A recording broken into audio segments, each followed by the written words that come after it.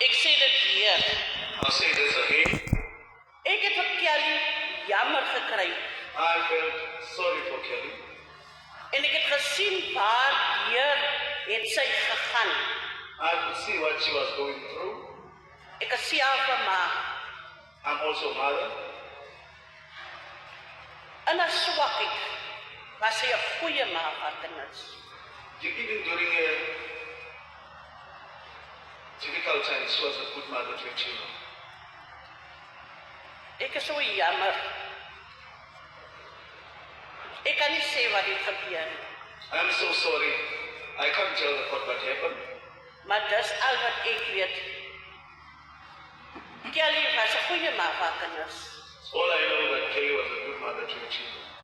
Kelly Smith actually experienced several emotional breakdowns in court.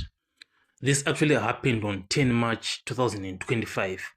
Kelly Smith was actually brought to tears during the testimony of a former employer. This former employer actually described Kelly Smith as a good mother, despite facing numerous challenges. So this employer was saying that Kelly Smith cares deeply for her children. And this heartfelt portrayal, it led to a brief adjournment of the proceedings to allow Kelly Smith to compose herself. Can you imagine? The trial had to be brought to a brief adjournment for Kelly Smith to actually compose herself after she had broken down, and came to tears. So let's analyze Kelly Smith, breaking down in court like that and having this emotional breakdown, because this breakdown it actually occurred, during a grilling cross-examination, but also during a supportive testimony.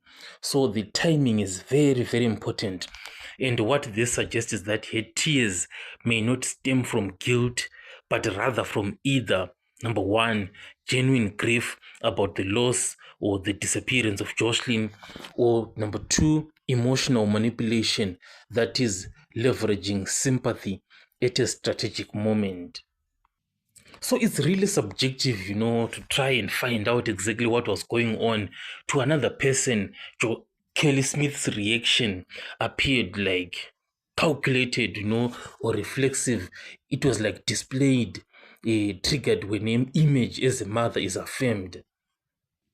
Because what is also worth noting is that why did she not break down during forensic or investigative testimony about Joshlin's disappearance, but she breaks down now during a supportive testimony? So this testimony by this employer, you actually gave support to Kelly Smith by saying that she was a good mother, who loved Joshlin Smith. It's also important to know that it does not preclude wrongdoing. It could even serve to soften the court's view and shift the focus from the allegations to character. Another important thing to note is that this emotional support is coming from an employer and not the family. So should the court be swayed by emotion or evidence?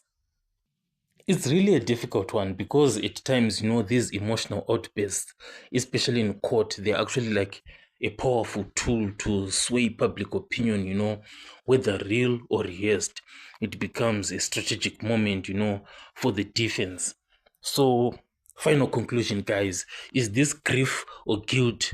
Emotion isn't evidence. So it's very important to note those three words. Emotion is not evidence. Kelly's tears may move the room. Definitely, they can definitely move somebody.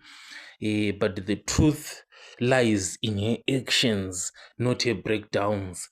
So what we want right now is the truth, the evidence is what is going to reveal to us, not the emotions. So let's wait for evidence and not emotions. I'll catch you guys on the next one.